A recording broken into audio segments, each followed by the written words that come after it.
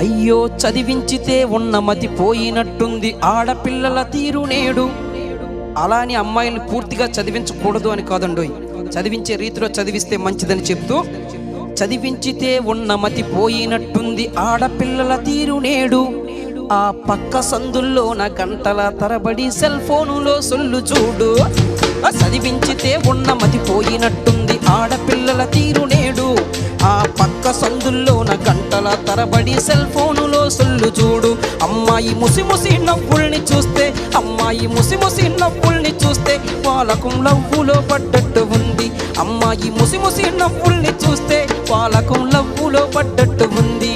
తన వయసు వేడిలోన, అయ్యో వయసు వేడిలోన పరిసరాలను మరిచి పరువంతా తీసుకుంటుంది.